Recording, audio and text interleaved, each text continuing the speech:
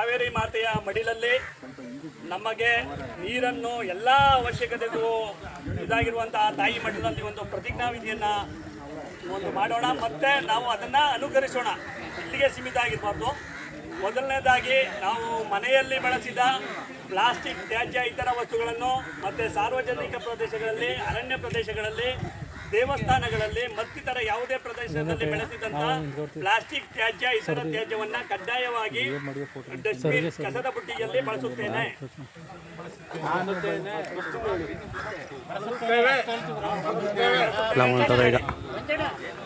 ಎರಡನೇದಾಗಿ ಹಂತವಾಗಿ ನಾವು ನಮ್ಮ ಮನೆ ಸಾರ್ವಜನಿಕ ಪ್ರದೇಶಗಳಲ್ಲಿ, ಮುಖ್ಯವಾಗಿ ಕೆರೆ, ನದಿ, ಸಮುದ್ರ ಸಾರ್ವಜನಿಕ ಪ್ರದೇಶಗಳಲ್ಲಿ ಹಂತವಾಗಿ ಪ್ಲಾಸ್ಟಿಕ್ ಪರ್ಯಾಯ ಪರಿಸರ ಸ್ನೇಹಿ ವಸ್ತುಗಳನ್ನು ಬಳಸುತ್ತೇವೆ. ಮೂರನೇದಾಗಿ ನಮ್ಮ ಭಾರತ ಸರ್ಕಾರ, ನಮ್ಮ ಕರ್ನಾಟಕ ಹೆಮ್ಮೆಯ ಸರ್ಕಾರ, ಇದಕ್ಕೆ ಪ್ಲಾಸ್ಟಿಕ್ ಮುಕ್ತ ಸ್ವಚ್ಛ ಭಾರತ ಅಭಿಯಾನಕ್ಕೆ ನಾವು ಪ್ರಾಮಾಣಿಕವಾಗಿ ಎಲ್ಲ ರೀತಿಯಲ್ಲಿ ಸಹಕಾರ ನೀಡುತ್ತೇವೆ. ಮತ್ತು ಗಾಳಿ, ನೀರು, ಆಹಾರವನ್ನು ನಮ್ಮ ವೈಯಕ್ತಿಕವಾಗಿ ಮತ್ತು ಸಾರ್ವಜನಿಕವಾಗಿ ಕಲುಷಿತಗೊಳ್ಳದಂತೆ ಜಾಗೃತಿ ಮೂಡಿಸುತ್ತೇವೆ. ಅದರ ಬೆನ್ನೆಲುಬಾಗಿ ನಿಲ್ಲುತ್ತೇವೆ. ಮತ್ತು ಎಲ್ಲ ಇಲ್ಲಿ ನೆರೆದಿರ್ತಕ್ಕಂಥ ಗುರಿ ಹಿರಿಯರು, ಅಧಿಕಾರಿಗಳು ಎಲ್ಲರೂ ಈ ಒಂದು ಅಭಿಯಾನವನ್ನು ಯಶಸ್ವಿಗೊಳಿಸಿದ್ದಕ್ಕಾಗಿ ತಮ್ಮೆಲ್ಲರಿಗೂ ಹೃದಯಪೂರ್ವಕ ಧನ್ಯವಾದಗಳು. ಒಂದೇ ಒಂದು ನಿಮಿಷ ಹಂಗೆ ಕೈ ಮುಂದೆ ಇಟ್ಕೊಳ್ಳಿ. ನಾನು ಹೇಳ್ದಂಗೆ ಹೇಳಿ.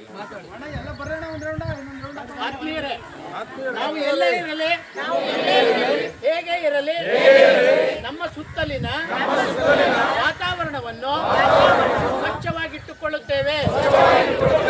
ಕಸವನ್ನು ಕಂಡ ತಕ್ಷಣ ಕಸವನ್ನು ಕಸದ ಬುಟ್ಟಿಯಲ್ಲೇ ಹಾಕುತ್ತೇವೆ. ಜೀವನದಲ್ಲಿ ಒಂದಾದರೂ ಗಿಡವನ್ನು ನೆಟ್ಟು ಬೆಳೆಸಿ ರಕ್ಷಿಸಿ ಮರವನ್ನಾಗಿ ಮಾಡುತ್ತೇನೆ. ನೀರನ್ನು, ವಿದ್ಯುತ್ತನ್ನು ಪೋಲು ಮಾಡುವುದಿಲ್ಲ ಎಂದು ನಾನು ಸಾರ್ವಜನಿಕರ ಮುಂದೆ ಪ್ರಮಾಣ ಮಾಡಿರುತ್ತೇನೆ. ಈ ಪ್ರಮಾಣಕ್ಕೆ ಬದ್ಧರಾಗಿ ಈ ಕ್ಷಣದಿಂದ ನಡೆದುಕೊಳ್ಳುತ್ತೇವೆ. ನೋಡಿ, ಈ ಕ್ಷಣದಿಂದ ಅಂತ ಹೇಳಿದಿರಿ. ಇವತ್ತಿನಿಂದ ನೀವು ಕಸ ಧರ್ಮಸ್ಥಳ ಪ್ರಕರಣ ಬಗ್ಗೆ ಹೇಳ್ಬಿಡಿ. ಎತ್ತಬೇಕಲ್ವಾ?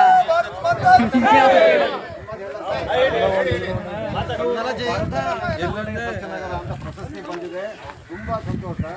ಮೈಸೂರಲ್ಲಿ ಹಲವಾರು ಬಡಾವಣೆಗಳಿವೆ. SBM ಕಾಲೋನಿ, ಶ್ರೀರಾಮಪುರ, ನಮ್ಮದು ಒಂದು ಬಡಾವಣೆ.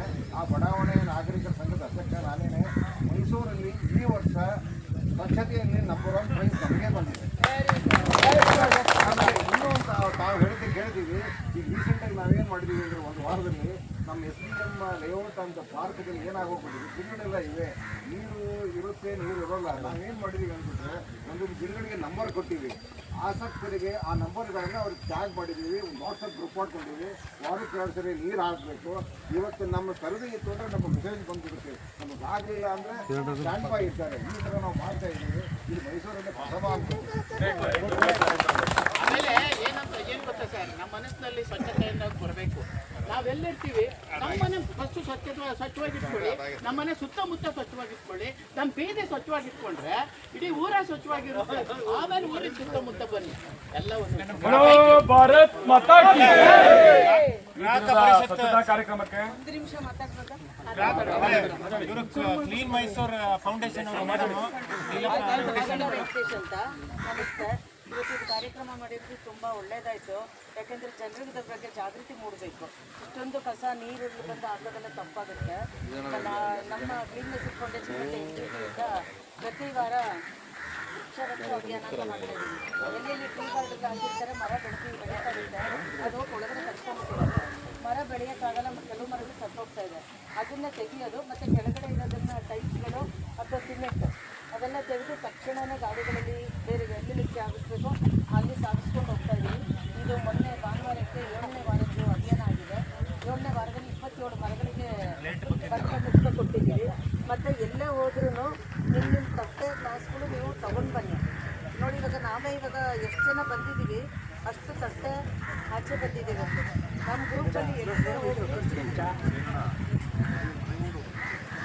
ಅಷ್ಟು ಪ್ಲಾಸ್ಟಿಕ್ ಬಳಸಬಾರ್ದು ಅನ್ನೋದು ಯಾಕಂದರೆ ನಮ್ಮ ಟೀಮ್ ಅವರು ತುಂಬ ಜನ ಇದ್ದೀವಿ ಎಲ್ಲ ಹೋದ್ರೂ ಈ ಥರ ಬಟ್ಟೆ ಬ್ಯಾಗಲ್ಲಿ ಒಂದು ತಟ್ಟೆ ಒಂದು ಗ್ಲಾಸು ಒಂದು ಸ್ಪೂನು ಎಲ್ಲ ತೊಗೊಂಡು ಹೋಗ್ತೀವಿ ಇವತ್ತು ಟೂಲ್ಸ್ಗಳು ತಂದಿದ್ದೀವಿ ಮಾಡೋಕ್ಕೆ ನಮ್ಮ ಕಾರಲ್ಲಿ ಎಲ್ಲ ಕಡೆನೂ ತೊಗೊಂಡು ಹೋಗ್ತೀವಿ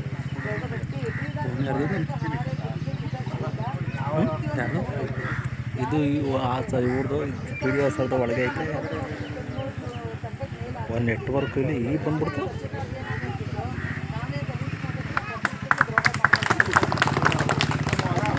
ಮತ್ತು ದೇವಸ್ಥಾನಗಳಲ್ಲಿ ಪ್ರಸಾದ ಕೊಡ್ತಾರೆ ಗೊತ್ತಿರುತ್ತೆ ಮನೆಯಿಂದಲೇ ಒಂದು ಎರಡೆರಡು ಬಾಕ್ಸ್ಗಳು ತಗೊಂಡು ಹಾಕ್ಸ್ಕೊಳ್ಳಿ ಪೇಪರ್ ಪ್ಲೇಟು ಮತ್ತು ಜೊನ್ನೆಗಳಲ್ಲಿ ಕೊಡ್ತಾರೆ ಥರ್ಮಾಕೋಲ್ ಅದ್ರಲ್ಲಿ ಕೊಡ್ತಾರೆ ಪ್ಲಾಸ್ಟಿಕಲ್ಲಿ ಕೊಡ್ತಾರೆ ಈ ಪ್ಲಾಸ್ಟಿಕ್ ಎಷ್ಟು ಬಳಸ್ತೀರೋ ಅಷ್ಟು ಕ್ಯಾನ್ಸರ್ ಕಾರಕ ಅದು ಕ್ಯಾನ್ಸರ್ ರೇಟ್ ಜಾಸ್ತಿ ಆಗಿದೆ ಇವಾಗ ಸೊ ಇದನ್ನು ಸ್ವಲ್ಪ ನೀವೆಲ್ಲ ಅಭ್ಯಾಸ ಮಾಡ್ಕೊಳ್ಳಿ ಅಂಗನವಾಡಿಯವರು ಇದ್ದಾರೆ ಅವರು ಮನಸ್ಸಿಟ್ಟು ಏನು ಬೇಕಾದರೂ ಮಾಡ್ಬೋದು ಅವರು ಎಲ್ಲ ಅವ್ರ ಕೈಯಲ್ಲಿದೆ ಆಮೇಲೆ ಟಿಶ್ಯೂ ಪೇಪರನ್ನು ಬಳಸೋದನ್ನ ದಯಮಾಡಿ ಇಟ್ಟು ಬಿಡಬೇಕು ತುಂಬ ಮರಗಳು ಕಟ್ ಮಾಡಬೇಕಾಗುತ್ತೆ ಅದರಿಂದ ಅದ್ರ ಬಗ್ಗೆನೂ ಜಾಗೃತಿ ಮೂಡಿಸಿ ಇದು ಒಂದು ದಿನದಲ್ಲಿ 2 ಗಂಟೆ ಟೈಮಲ್ಲಿ ಕ್ಲೀನ್ ಮಾಡೋ ಕೆಲಸ ಅಲ್ಲ ಮತ್ತೆ ಮತ್ತೆ ಪದೇ ಪದೇ ಮಾಡ್ತಾ ಇರಬೇಕು ಗ್ರಾಮ ಪಂಚಾಯತಿಗೆ ನೀವು ರಿಕ್ವೆಸ್ಟ್ ಮಾಡ್ಕೊಳ್ಳಿ ಮತ್ತು ಇಲ್ಲಿ ಸ್ಥಳೀಯರೂ ಇದ್ರ ಬಗ್ಗೆ ಅವೇರ್ನೆಸ್ ಇರಬೇಕು ಅವರಿಗೆ ಯಾರನ್ನೂ ಒಳಗಡೆ ಬಿಡಬಾರ್ದು ಎಷ್ಟು ಡ್ರಿಂಕ್ಸ್ ಬಾಟ್ಲಿದೆ ನೋಡಿ ಹಾಗಾಗಿ ನೀವು ಎಲ್ಲರೂ ಸ್ವಲ್ಪ ಜಾಗೃತರಾಗಿರಿ ಮತ್ತೆ ಕರೀರಿ ಬರ್ತೀವಿ ನಾವು ಬಂದು ಗ್ರಾಹಕ ಪರಿಷತ್ ಸದಸ್ಯರಾದಂಥ ಭಾನುಪ್ರಕಾಶ್ ಸರ್ ಎರಡು ಮಾತು.